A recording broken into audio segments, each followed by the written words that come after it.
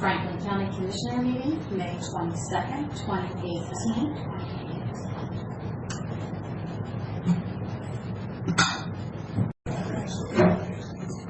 Good morning. Welcome to the regular weekly board meeting for the Franklin County Board of Commissioners. It's Tuesday, May 22nd, 2018. All three commissioners are here this morning, as is County Administrator Keith Johnson. Looks like we have a relatively short agenda this morning, followed by a lengthy consent agenda. At this time, we'll go ahead and call the meeting officially to order and ask you if you'd care to join me for the pledge.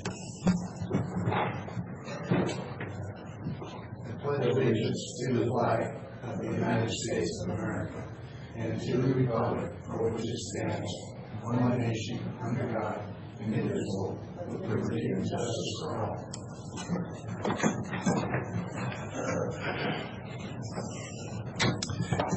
Okay. The minutes from May 1st, 2018 have been ahead of time to the board for review, and barring any comments, concerns, or questions, they can stand as presented. Any comments, questions, or concerns about the minutes? Stand as presented for the chairman's signature. Okay. The minutes are accepted and adopted and approved. Move on to public comment. Anybody from the general public or staff wishing to converse with the board, this is an opportunity to do so. Not seeing any interest at this point. We'll have another opportunity at the end of the meeting. Next item is office business, payroll rosters and warrants, please. I have three in front of us this morning. The first being fund expenditures, 13 miscellaneous items. Jail, commissary, county road, solid waste, ending homeless, etc. The bottom line of those items is $411,076.13. Keith has edited them, and Mr. Beaton and Macy Stein. And we'll second the motion. Okay. Motion and second for fund expenditures as presented. Any comments or questions? All in favor, please say aye. Aye. Aye. Those are approved. Second of three is salary clearing and emergency management payroll. Bottom line of those two items is $742,575.38. And Mr. Beaton and Ryle.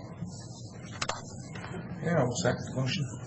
Okay, so motion and second for salary clearing and emergency management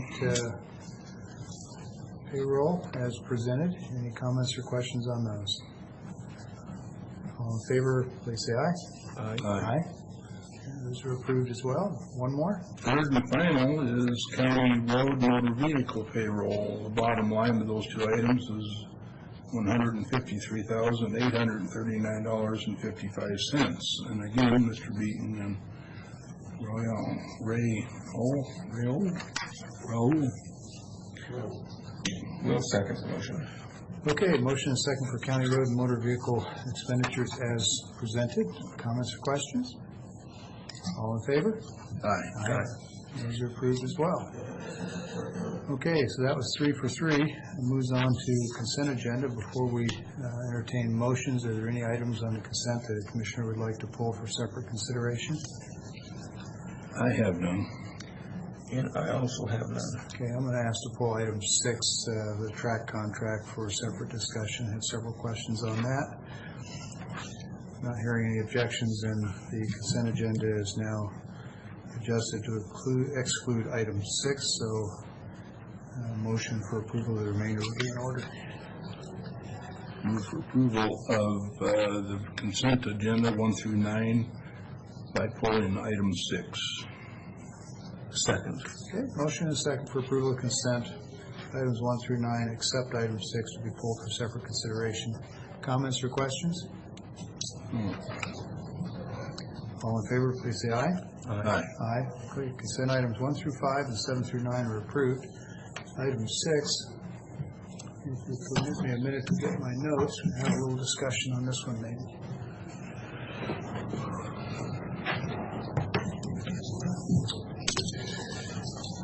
Okay.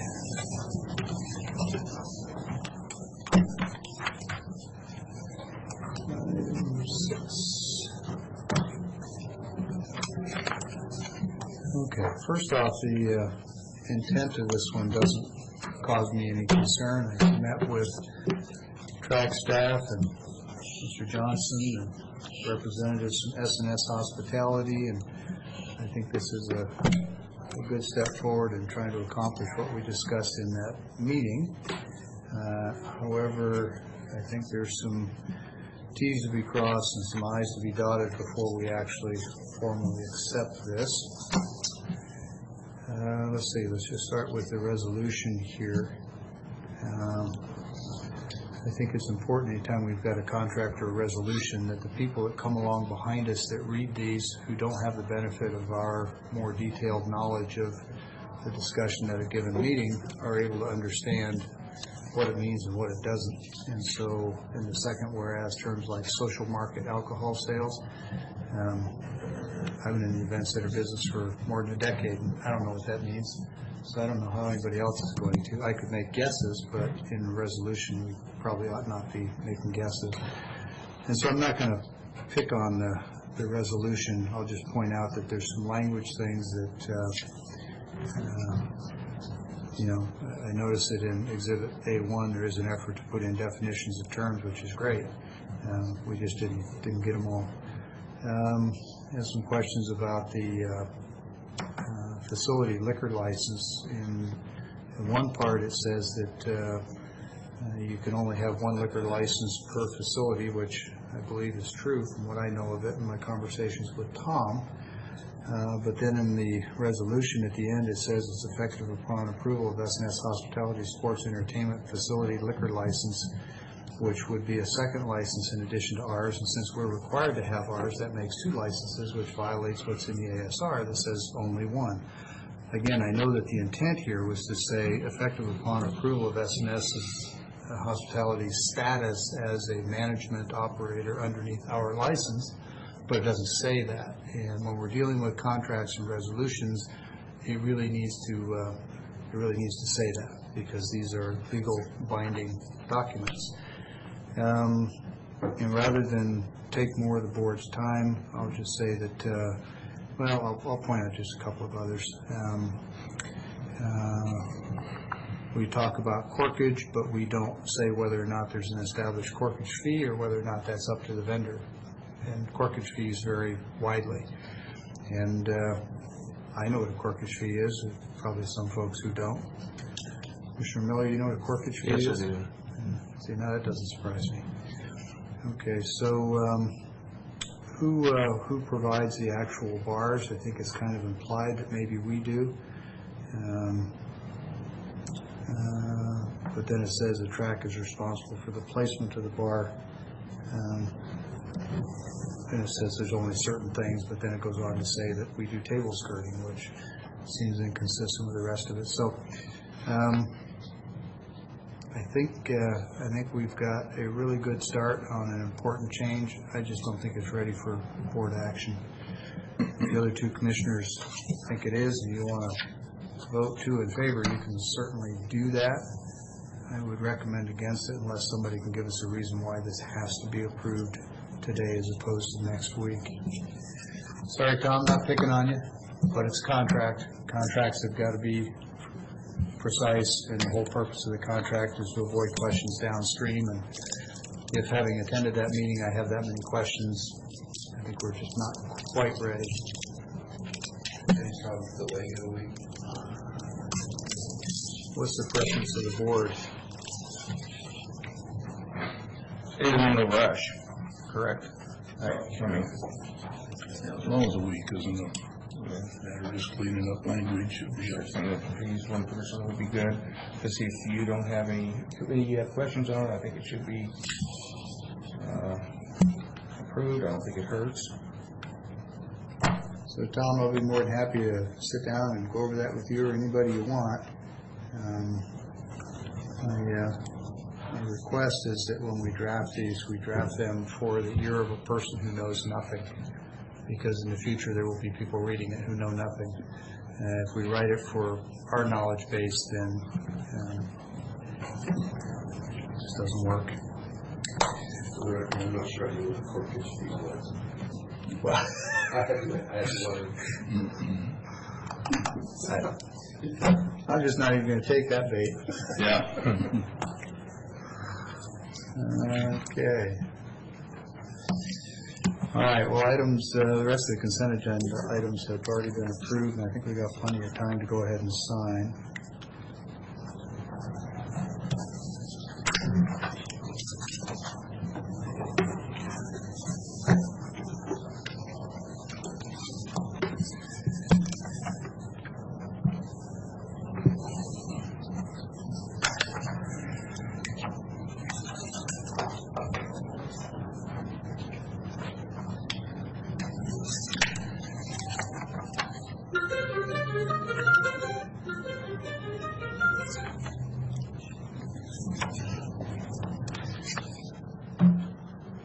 Good signing music, nice tempo.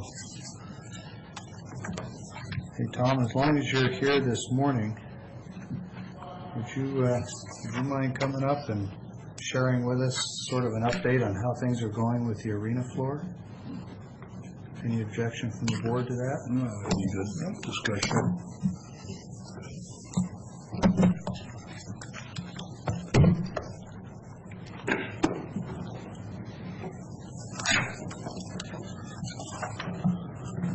Well, it's poured. Probably hard by now, huh? It's poured. There's a second cure that's going to happen starting June 11th. That has to be down for 28 days before they can put I'm sorry, it has to be down for 20? 28 days prior before they can put a chemical on it called a densitizer. That creates a second cure? It does, yes. It doesn't prevent us right now from utilizing the floor or being on the floor. It's just concrete has to set for 28 days prior to that going on. So we're in that time frame right now. We're in the process currently of cleaning. A lot of cleaning is happening in the bleachers, on the walls, around the building, just trying to get years of dirt removed and Decades of dirt. decades, yes.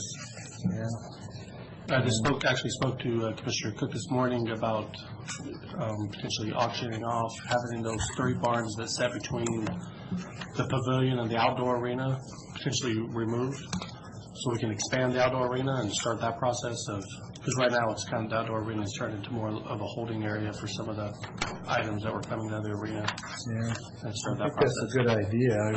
I would really encourage you to have a clear vision and probably a written plan for what you're going to do with that arena before you start moving or selling anything now. Just so you don't move a bunch of them and then design your arena and go, oops, we should have kept half of those. That's something I would do. The poll went very well. A lot of interest. Our sales staff is starting to get a lot of interest on the floor. Yeah, what kind of interest? Right now, actually, a lot more concerts. We've been contacted by quite a few promoters. More than in the past? Oh yes. How'd they get the word that there was a new floor? That I do not know. That's interesting. Probably moves Moves in that business. rapidly moves in that arena. Yeah. That's promising.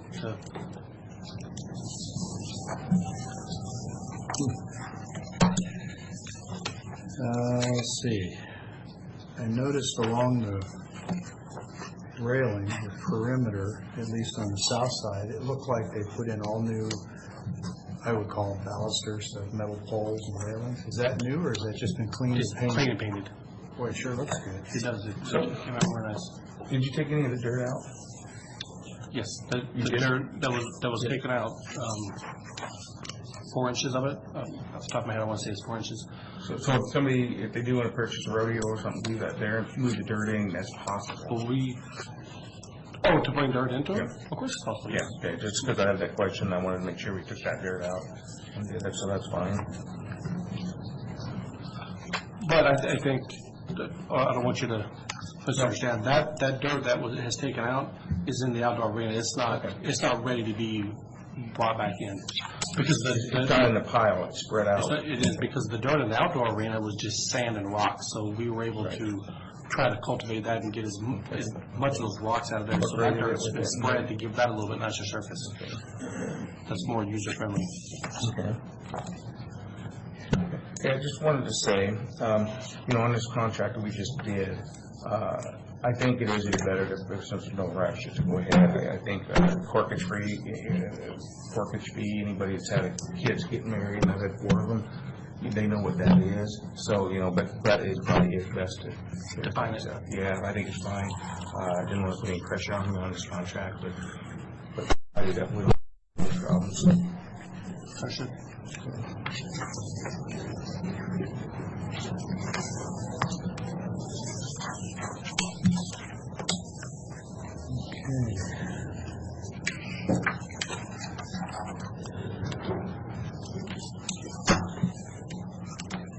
How many bars do you have over there at track? Do you happen to know offhand?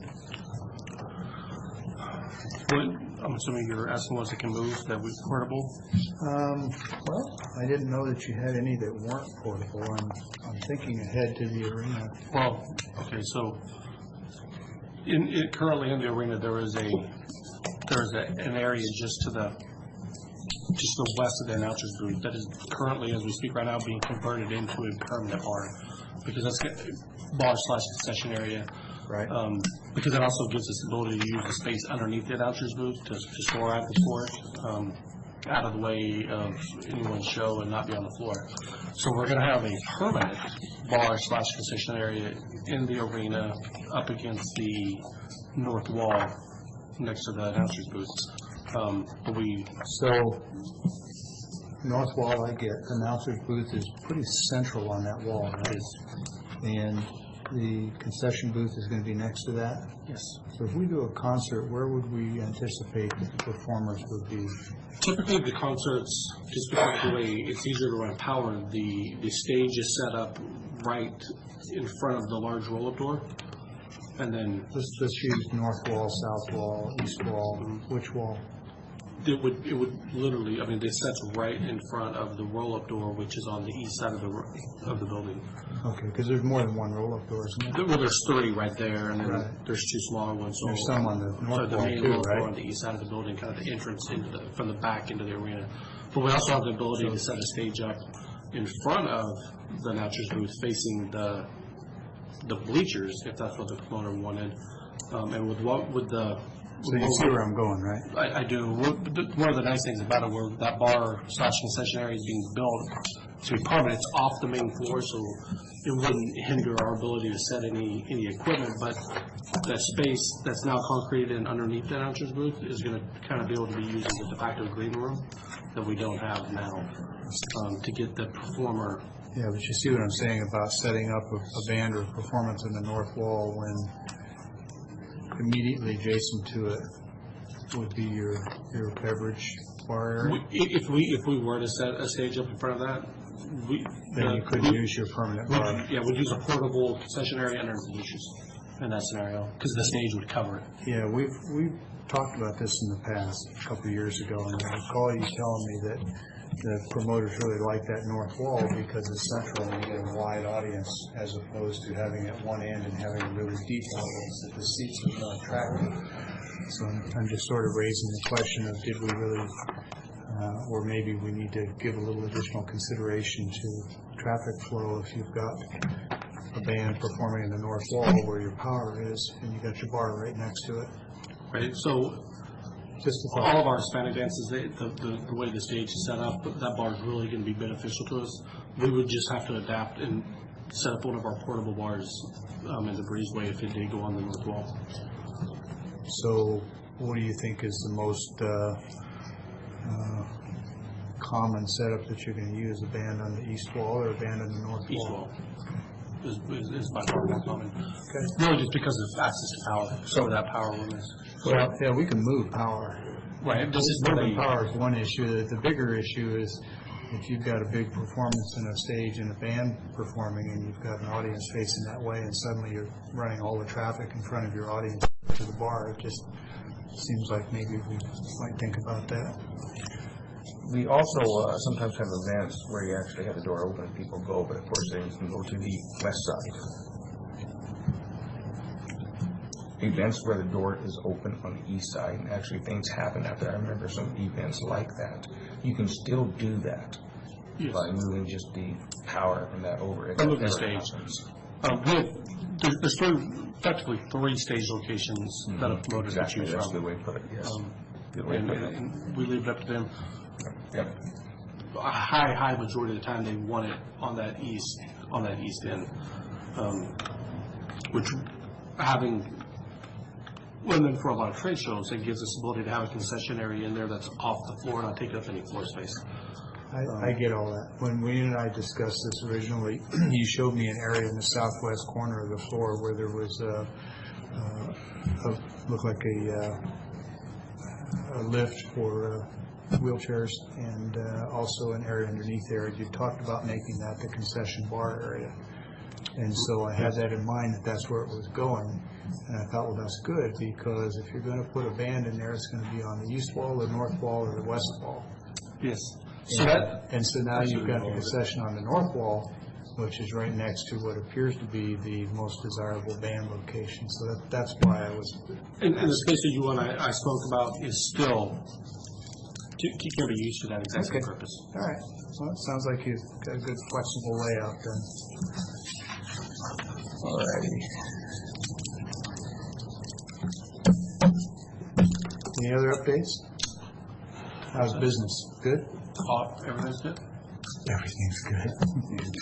You know, anytime a track manager comes in, sits in front of this board and says everything is good, Where are you? No, it's, we know one of two things is happening. no, we're good. Yeah, okay. Anything else from Mr. French? Have you got any calls about putting cement in? Have you got any calls about putting cement in the pavilion there? Any complaints about the new floor Oh, or no. compliments either way? Anything? No, other than just promoters calling, asking for what's available show days. I've not had not one person call me or email me from the public or no. When it becomes profitable, you're going to purchase it from the county and rent it yourself? Just that room, just that side. Just in that room, okay. Okay. Thanks, Tom. Thank you. Okay, Mr. Johnson, it looks like we're down to administration office business. First item is not on the agenda. We were able to get that email to you yesterday. It's a contract that comes to us from the assessor's office. It was an item that we had approved in the budget discussions last fall for them to acquire some additional software to help them with some statistical analysis and parcel information for the county. We basically had that discussion then. The contract has been developed. I thought we would hear this next week, but because of some timing issues related to training in the assessor's office and the use of the software, it became apparent that we needed to get this approved quickly. So I think you have that contract for your approval and signature today. Okay, well, we've already discussed this in the budget process, and not only agreed that it was a good thing, we funded it, so unless something has changed since then, I would imagine it would be good with it now. Peter, has anything changed since we talked last fall? No. And I would add that I think we all recognize that the assessor's office has a pretty long history of being about as frugal as a department in the county. They don't seem to ask for a whole lot, and when they do, they seem to make good use of it. I know Mr. Marks is leaving, and Peter is not challenged in the upcoming election, so he's going to be our new assessor. So anything he tells us, we just need to make notes and remind him. So, congratulations on your impending election, and I'll slide this over and see if we can't get a motion for approval. Okay, Chairman, I'll go ahead and make the motion to approve the license and services agreement with Spectalius. Spatial. Okay. Inc. for their software to assist with performing statistical modeling evaluation of real property and perform spatial analysis of county parcel information in Assessor's Office, and that is going to be Resolution 2018-168. Second. Okay, there's a motion and a second for approval of 2018-68, resolution by that number. Any other comments or discussion? Pete, I just have one question. There was a time in history, and I'm just going to assume you weren't here because I know this is not something you would have done, but we had 2- and 3-story homes that had vaulted ceilings, and there was sort of a spatial, and I thought of it because this is called spatialist, right? There was a spatial issue where we take the ground floor and multiply it by 2 because it's a 2-story house, but the second story is only a half floor. Does this address things like that, or is it just a commonality in the name? Yeah, it's commonality of the name. Okay, all right. It's basically an integration with GIS and statistics to help us with quality control and better calibrating our model. Okay. So, yeah, totally different. Spatial, sounds like had to ask. Right. Okay, any other comments, questions? Yeah, just one question. I've been getting a phone call from SPA Analysis. Is this the same group? I haven't answered, so I don't know what it's. Yeah, there's a couple of different statistical programs. Those are just numbers. This is a program that was GIS based when it was developed, and then integrated with statistics. So no, totally different. Okay. So We'll answer it. Okay, so we have a motion and a second for approval of 2018-168. All in favor? Aye. Aye. It is approved. Pete, thank you. Thank you. Okay, we have another opportunity for public comment. Anyone who's thought of anything they want to discuss, this is your chance.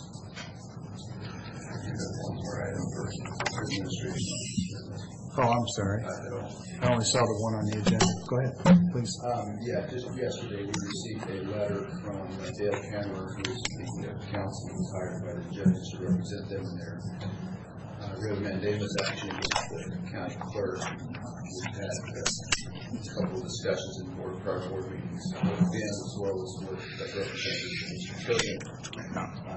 The response in the letter that we received late yesterday indicates Mr. Cameron is of the position that the Attorney General's opinion is inadequate to remedy their question. Okay.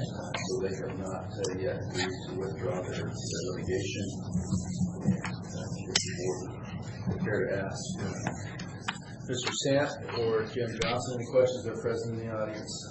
Mr. Cameron indicate any method of payment the judges intend to use to pay for counsel? He did not. Just thought I'd ask, seemed like an obvious question. Yeah.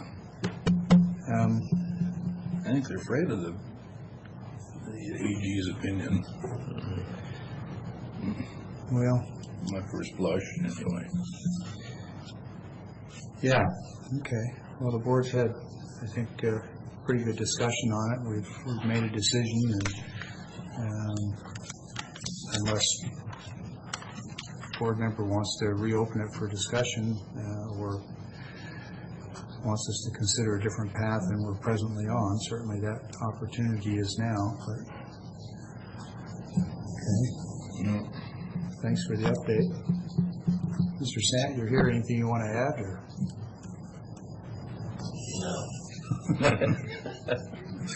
Okay. We do have some other business, though. You do? Okay. Okay. Anything else under administration, office business? Okay. So we've done a call for public comment. That brings us to an executive session request under RCW 4231.10.1I, which is potential litigation.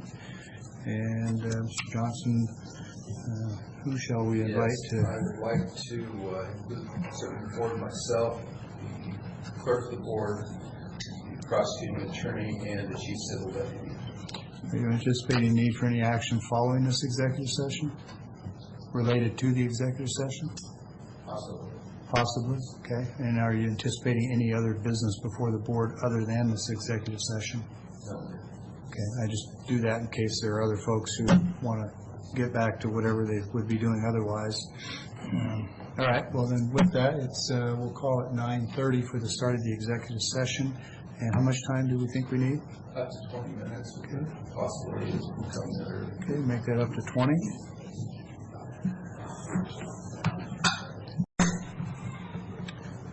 Okay, it is 9:50. We've concluded our executive session. We used the full 20 minutes.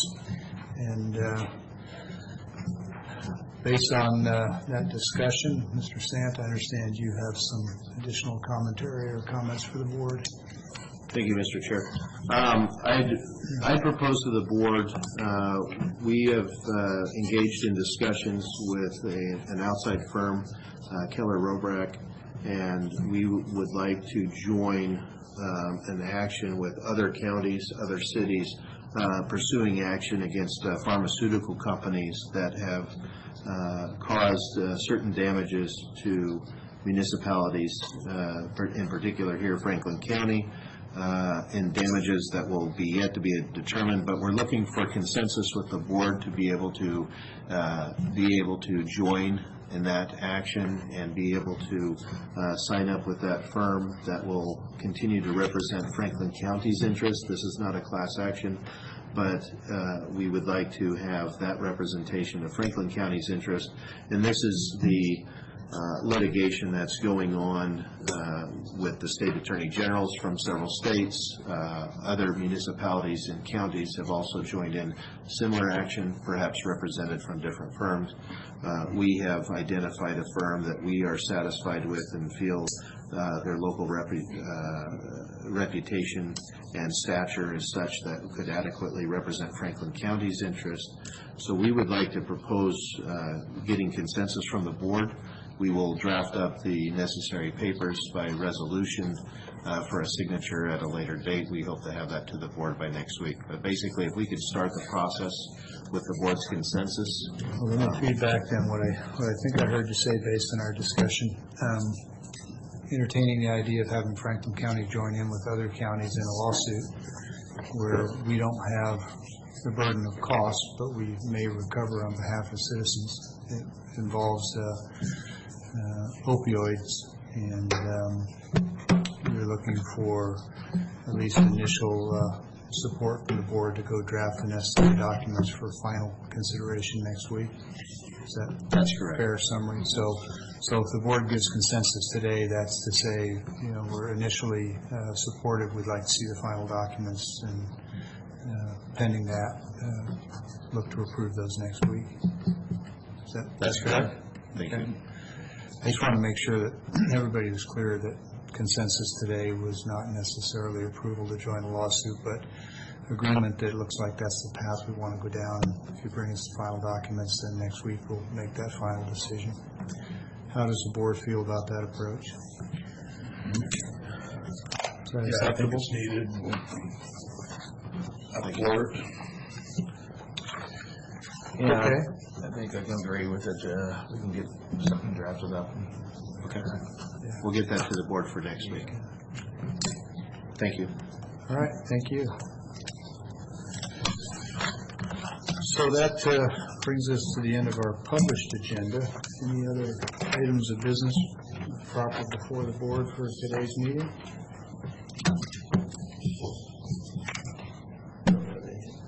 Carly, anything from HR? Good.